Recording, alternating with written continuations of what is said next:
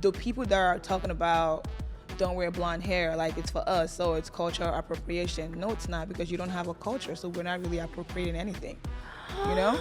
So we are the ones with the culture here, and like, because like, come on now. Welcome to another episode of The Beauty Breakdown, where we break down ideologies, misconceptions, and hot topics surrounding beauty. I'm Glamzilla, and today it's gonna be a hairy situation. Today's guest is my friend Nneka. She's a triple threat, a visionary, a creative director, and a world-class photographer who's had her work featured on CNN, New York Times, Essence Magazine, and so much more. Today, we're going to be talking about the topic of hair. Get it? Hairy situation. Sorry. Let's get into it. First, you were born in Nigeria. Yes. And then now you're in LA, baby. You made it. Yeah, just following the process. But yeah, born and raised in Lagos, Nigeria. Came here when I was 14. This was back in 2007. And I lived in Jersey with my family. And then eventually, I just moved to LA on my own because I just wanted more money, you know? Oh, well, you're at the right place, honey. I should move into LA because I want more money. But I want to talk about growing up in Nigeria. What's your hair story? Okay. First of all, in schools, like some schools we weren't allowed to even have hair. Stop. Like as the girls, like as like the little girls or like, like the teenagers or whatever. Or like whenever I would get in trouble, my aunt would always cut my hair. So it was always like, yeah, that's why I was like, girl, this. My hair too. Yeah, I was like, do you hate me or something? I guess she felt like my hair was my beauty, but no, it's not. I want to cry already. No, don't. Because you know what? When I was in middle school, I was late. I was always late going to school because I would do my hair. I always loved having a different hairstyle every day. Yeah. And one day I was late, and my mom cut my hair. I didn't go to school that day. She cut my hair up to my chin, and she says, if you're always late because of your hair, we're cutting it off. Oh. And then I was heartbroken because the hair was my security blanket. It was fun just to play with, And growing up, I had beautiful 26-inch long hair that was a virgin. And that's a good $3,000. Oh, okay. Right? That's it. Virgin hair, 26 inches, please. Right? That's money right there. So it broke my heart when I had to cut my hair. Yeah. So right when you said that, I got flashbacks of trauma. That's my trauma. Yeah, that's how I'm like, I have a lot of trauma with just every question we have, every topic we have today is like, it's going to be fun because I can relate in a lot of ways, in different ways. So tell me more about when you were in Nigeria and your hair identity as a child. Hair was always like a big part, generally in Nigeria, generally in my culture too, because it felt like hair is beauty. But I grew up in Lagos, so generally I am Nigerian, born in Lagos, but I'm really from Enugu State. I'm Igbo, so we have like different tribes. I'm Igbo, but I was born in Lagos. Lagos is a Yoruba tribe, so I speak Yoruba and Igbo. So going to school in Nigeria was just more of like, if you fail for the semester, you actually have to cut your hair sometimes. It depends on what the school is. Yeah. Did you ever fail? Yeah, girl. How many times did you have to cut your hair? We don't have to talk about that, but was that an issue for you growing up? It was to a point, but like I would always cry, like just to feel like I'm ugly, or like the guys are not gonna look at me the same, because I had a crush on this one boy and I felt like my hair was like, whatever, because I literally have like thick, full hair. Mm-hmm. And like in Nigeria, then we'll get perms, but like the perms weren't like the perms that we do now. Like it's a huge difference. Like, you know what's crazy? We said that hair is like a security blanket. Yeah. And for me, hair made me feel more feminine, having long, luscious hair. Yeah. And like you said, I was worried that the boys wouldn't like me or talk to me. Because now they might say that I look like a boy. Yeah. But here's the crazy part. I always, on Instagram, we see you rocking all types of wigs. Yeah. Girl, when you have your natural hair, what's your vibe? What makes you so creative that you're so free with your hair now? Do you think it has a lot to do with letting go as a child? I feel like it just made me understand. So one thing I do, like I challenge myself a lot when it comes to like any trauma that I feel like I'm going through. I challenge myself to like, I have to force myself to love it because it's me. So eventually I'm like, okay, like, cause why I always feel like I look like a boy with my haircut, cause I have a very strong features, like my cheekbones, my, just like generally, like I feel like my head is just strong. So I feel like when I cut my hair, I just like look like a little boy. And I am a tomboy at the same time. So it's like, whose son is that? To me, I'm a girl, but now I express myself through different type of hairstyles, and I get bored easily. Like, and I feel like certain hairs, like, I can't stick with it for long. Sometimes I could, but like, I like to switch it up.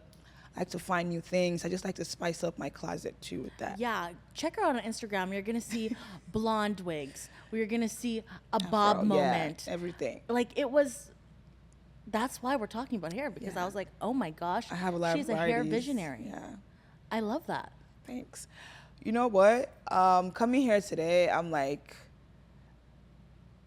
I'm here to fully express myself, and I love how you're making me comfortable on camera. You know, I love how you're making Girlfriend, me that's very why we're here, comfortable. sis. So I'm excited to dive in and hear more about. I mean, it's about me too, but I'm here to like hear about you too, and just Yeah. like Going back to what you said, this is very interesting. So you said you got your hair shaved as a child, yes, and it was a punishment for you. Mm-hmm. That's traumatic. But now we see everywhere, shaved heads is a trend. yeah. It's cool if you shave your head, and it's edgy and it's stylish. Dye it pink, you're trending, right? Be How do you feel colorful. about that? I used to be offended, but now I'm just like, people are gonna do what they want to do. But at the same time, when the white men, like when white people are like trying to make it seem like this is their trend, they started this and da da da da da, and it's like, and you know damn well you didn't start that. Like for most of us, like me, for you, like you said, like it was punishments for us. So for me, it's always gonna have that trauma in my head. But at the same time, I have grown to embrace it. Very much so. I've grown to embrace a lot of my traumas. And I do have friends that are like rocking their short hair. I'm rocking my short hair. I rock my short hair every day. I just cut my hair in January. So We all do. yeah, it's like a fresh start. But when I see that strands from the white man, I'm just like, ooh, girl. But you know what? I think it's strength. Yeah, I think there's strength in that evolution for all of us. yeah, And Heavy we're on just strength. and we're just so ahead of the time, yeah. right? So now I've got another question for you. This is a hot topic and people have been arguing about it forever. Is it okay for a person who is not black to have box braids, which as we know is a protective hairstyle people have worn for centuries? Yeah, it's, for me, I don't care, but I know it offends the black community because it's like, it feels like culture appropriation, but I know for some people in their heart, maybe it's not. But when I see a white person wear it, I kind of get offended because now you're like, it's not for you. It's not for you. It's not for you. It's not for you, girl, or whoever it is. But my thing is when they actually do those hairstyles and come on social media, aka TikTok, and start to ramble as if like this is their stuff, like it's okay. I feel like I get offended when they start to actually make videos about it being okay. Like you could just wear the hairstyle and shut up. How You know dare what I'm you saying? speak on my like, culture? don't say nothing because we Yeah. are going to attack you. Yeah. There's a black Twitter and black TikTok. so Okay, got a question though. Social media's rebuttal to this yeah. is, well, I can wear box braids because it's just a hairstyle, because black women or black people can do blonde weaves. What do you feel about that? This is disgusting. The people that are talking about don't wear blonde hair, like it's for us, so it's cultural appropriation. No, it's not, because you don't have a culture, so we're not really appropriating anything, you know? So we are the ones with the culture here, and like, because like, come on now, yeah. Okay, so you're saying there is no culture to steal here. No, That's why you have no culture. it's blank.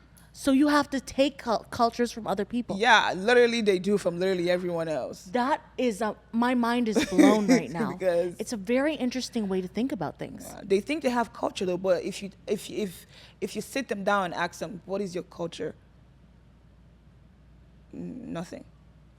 They just start rambling. No. What are you saying? It's not making sense. And I give people the benefit of the doubt to talk, but like, no. It's not making sense. My mind is blown right now. That's a different way to think about it. Yeah. And I think I think a lot of people will disagree, Yeah. and that's okay. Because conversations like this is what moves our beauty space forward. Yes. Right? Because I feel like those topics are so hot, but if we were to open our minds and connect as just humans, Yeah. being, like a human being, and just creating and doing what they want to do, Yeah. I think we would understand each other a lot more. Just let life. And there's a big difference between appropriation and appreciation. Yes. Because I can appreciate Yeah. the culture, Yeah. but to appropriate it, it's a whole Yeah. different topic. With that being said, let me just point out something. So my friend went to Ghana, so it's about hair too. So she went to Ghana in April. She got her hair done, braids. I edited the video for her even, and because her service wasn't that good. So I edited the video and then I posted the video for her, and she went viral on Reels. It's going viral on Reels because it was like she went to Ghana to get her hair done for $5. Great hairstyle that they charge about like $900 here in LA, Yeah. plus more. So going back home, so there was a white girl in the comment section that was actually being nice. So that's where the appreciation comes in. She was being nice. She commented and said like that she really likes this hairstyle. She asked us in the comment section, you know, like, is it okay if I get this? Like she really loves the hairstyle. She's not trying to do cultural appropriation, but she just loved the hairstyle a lot. Girl, the comment section, they came for her. I felt bad for her because like I felt like she was actually just like genuinely asking a question. She didn't just go out and did the hairstyle and was like, yeah, yo, I did this. Like she was actually asking a question. Like she appreciates the hairstyle, she loves it, and she wants it on herself. Is it okay? I don't think it's okay, but like, Why not? Why is it not okay? Because I'm not gonna say it's not okay, but at the same time, I just feel like what's for you, it's not for you. Like just like let us have something. Like in Nigeria, they didn't teach us about culture or anything, or not culture, about history of like just generally. I learned about history when I came to America. I learned about slavery when I came to America, which is pretty sad, right? I know, yeah. We were colonized by the British people, so we weren't really taught a lot of that. It was just our English was just different. But coming to America here, I got to realize that slavery, I mean, I knew about slavery, but the more I hear it, it's like, damn. Okay. So that's why, for me, my perspective changed when I came here. Yeah. Okay, I have another topic I want to talk about. Yeah. Hair products. Yes. So it's crazy to me that there isn't a luxury hair pick on the market. Yes. And there are $500 combs and brushes, but why isn't there a hair pick that we see in our major department stores or beauty-focused stores? What do you think? When I see this brand selling the combs that we sell for like $1 or like $1.50 for like a higher price, that's just cultural appropriation too, right there on its own. Like, we sell these things for a cheaper price than you see, and now you take it from us and we're like, oh, this is great. This is great marketing, because at the end of the day, we are the blueprint, you know? So you see this, you take it from us, and you feel like you can sell it to other white people that don't know much about these products because they've never seen it before. So you see it now, you're like, oh, they're gonna like this one. Let me go sell this to them. And then they're buying it. I was like, oh my God, but we're like, this is $1. It's $1, It's man. $1.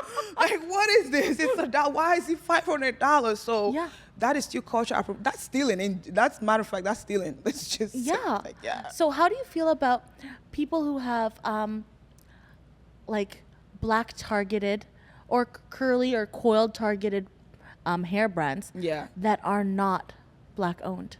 When I found that, I was very offended because I thought I was doing something great with my hair. I thought somebody like me created this product. Now knowing there's nobody that even looks like me. So when I'm actually hearing and reading about who created, I'm not gonna say names, but like just who created. Say it. It's okay. Is it called the Cantu product? No, it's not Cantu. I don't remember what it's outside. Okay, so I'm not gonna say the name. We all know Cantu. Yeah, but like most of these products that we see at the beauty supply store that for like wild growth, you know, like faster growth, all this stuff like, you know, 4C hair. It's owned by, it's not owned by black people. It's not owned by my people. So it doesn't even feel like it's doing what it's supposed to do. It's owned by Asian people? Yes. White people? Yes. Every people but black people. Yeah. I feel like black people started diving into the market but I didn't say like years ago, but it just started being more public due to social media with like small black owned businesses and stuff. So now people are actually aware of like other black Own businesses. yeah, own businesses for hair, skin, whatever. So now we're feeling more comfortable because I used to always feel like this doesn't work for me. Why wasn't it working for me? Not knowing the person that made it doesn't even know what they were doing, and like your Okay. hair is not as coarse as I was. Now let's talk about the drugstore. Yes. Okay, when you go to the drugstore, there's an aisle full of hair products, and it stops at one point. Yeah. It stops at men, right? You get the men hair products, Yes. and then in a whole nother section, there is the ethnic. Yeah. Hair I saw that at section. Walgreens the other day, which is crazy. Why do you think that's the case? How do you Yeah. feel about that?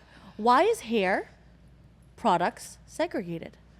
It's segregated because segregation is still happening to this day. It's just not done in our face. And actually, it's done in our faces because that is segregation. But I feel like maybe they feel like they're doing us a favor by us like just going there and looking for it. But it's like, why can't hair products be where hair products are? You know, all Exactly. together. Like, why do you have to say, hey, 4C, 4A, or 4B, whatever, you know? Yeah. So now let's talk about products that say it's for all hair types. Is it for all hair types, sis? Like, what do you think? No, it's not for all hair types. It's like for whoever created hair types. That's what that's what it really is. Yeah. Like, if it was created by an Asian person, it's for an Asian person's hair type, not ours. They might feel like they have mastered our hair, but no, you will never truly understand till you're black, like till you're African, like, you know, like till you actually have that root, like, you know, like you never really get how to make these products for us, or else you have experienced that. Yeah. Are you getting chills? No? Am I giving you chills? No, I just, Oh, damn, I want us to give you chills. you gave me chills. So looking back at our conversation, Yes. let's talk about appreciation versus appropriation again. Okay. What would you have to say to people who don't understand that topic? Educate yourself, one, before you Period. do these things, okay? Before you There's go on TikTok yeah, before I and go say on nothing, TikTok, yeah, anything, like, and everything. Educate yourself. yourself. Because if you don't, we are going to educate you in the most vicious way possible. Shout out to Black TikTok, shout out Okay. to Black Twitter. So it's good to like educate yourself and like it's good to like, you know, like honestly, generally from my heart, I don't mind if a white person have this hairstyle as long as it's not being appropriated, it's being appreciated. And being appreciated is like, you don't have to really come necessarily and talk about the hairstyle. Like I said, wear your hairstyle and go. Enjoy the moment, like, but It's the last you're gonna get. yeah, because No, I'm kidding, I'm kidding, I'm kidding. But like definitely number one is educate yourself. If you have black friends, ask them questions. If they don't even know, you can Google is free. Google is free. Just Google is educate free. yourself on if it's for you, if it's not for you. But I'm telling you it's not for you, but it's not. But just educate yourself on it very well before you proceed. There Yeah. you go. That's the answer. Are you ready to deglam? Oh, I'm ready. I'm ready to get all of this Yeah, I'm off and ready get to raw just- with you. Okay, let's do it. Let's do it. Let's do it. I just feel like whenever I take my lashes off, I'm reminded of how insecure I was when I was younger. Because I grew up Asian, right? And eyelashes is hair, right? But my eyelashes are short, sparse. Hold on. With that being said, since we're going full circle, Yes. now my wig been stuck. Help. Yes. Oh my no, God. we got it. Girl, you got it. You put it on, you can take it off, honey. Yeah. Yes. See? The Yes. wig off. Oh, my edges are Beautiful. big. Yes. Welcome. It's you. I'm home. Right? Like, hair has been such a thing for me Yeah. growing up. Same. Like, even eyelashes, I was always taught you have smaller eyes, eyelashes will make them look bigger. Wow. And, like, a lot of Asian girls feel this way. But in reality, short and sparse eyelashes is beautiful Yeah, it is. in its own way. I feel like anything you embrace is beautiful regardless. And whatever makes you feel beautiful Yes. is freaking beautiful. Yeah. And that's it. Whatever you want for it to feel beautiful. You know Okay, what? Skin? Yeah. You know what we touched on when we weren't filming, but we talked about the journey and the hustle and sticking to the plan. Yes. So, a little bit about my story. I've been doing beauty and I've been in this industry for over 12 years now. Wow. And I had no plan B. I had no plan B. I was always going to be Glamzilla. Okay. And I stuck through it, and now here we are here. But I want to know about your story, how you overcame it. Honestly, I had no option but to make plan A work. I never had a plan B either because it's like I was never going back. I was like, ever since I moved from Jersey to LA, my plan B was to make plan A work because I was not moving back to Jersey again. I felt so stagnant. Yeah, I felt like I had to be here, and it has been the best decision of my life. Each year it gets better. This is me being as vulnerable right now. So last year I didn't make any money because I was with the wrong agency, and this year I got signed with DBA.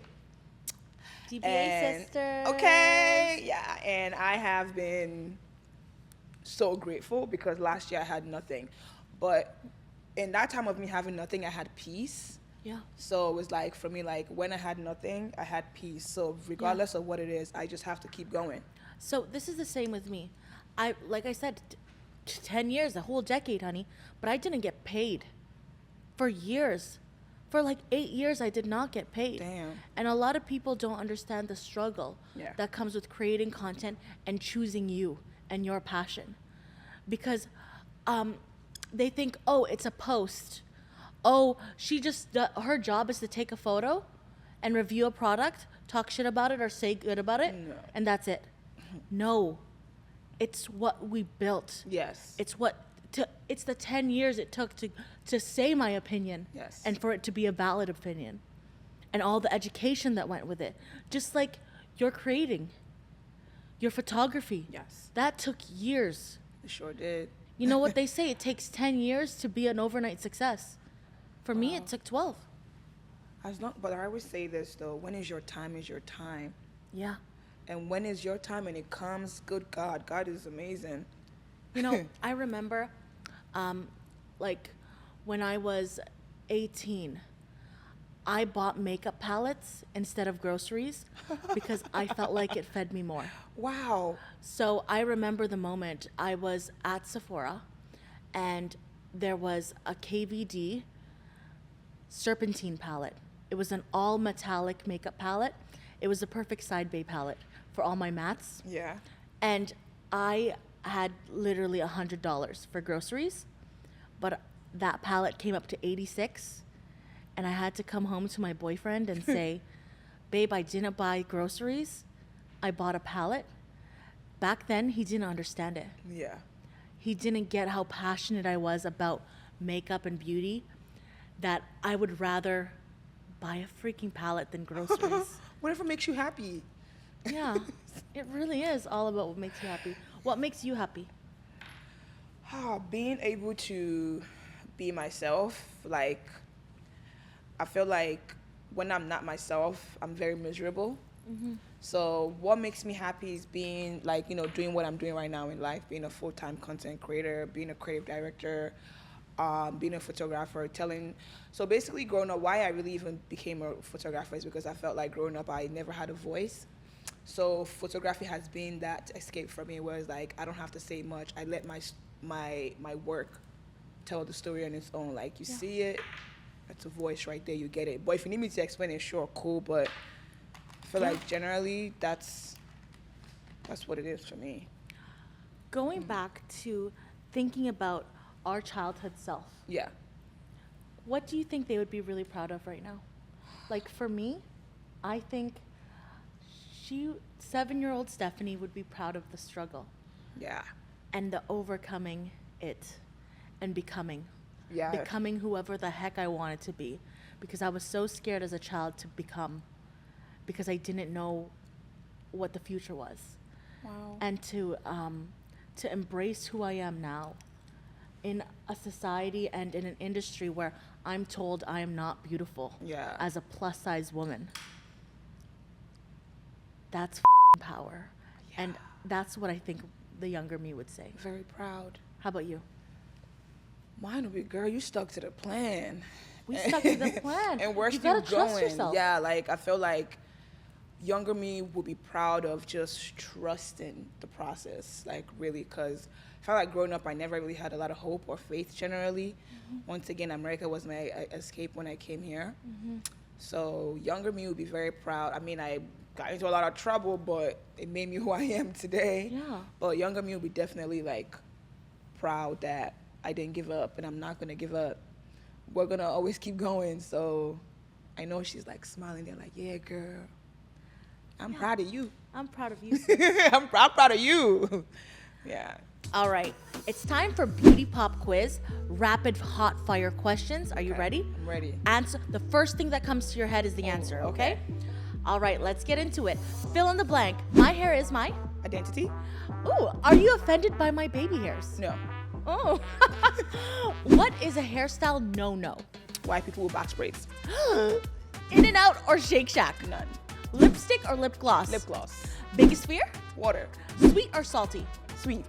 LA or NY? New York always, baby. Yeah. Workout of choice? Hiking? Hiking. Oh, she's a hiker. Okay. Hairstyle of choice? Damn, I have a lot. Oh, afro? Quick. Okay. What's your next hairstyle? Ooh. Box, cornrows. I don't know what's that with cornrows. Oh, you were about to say box Yeah, braids. I was. Hair color you would never do.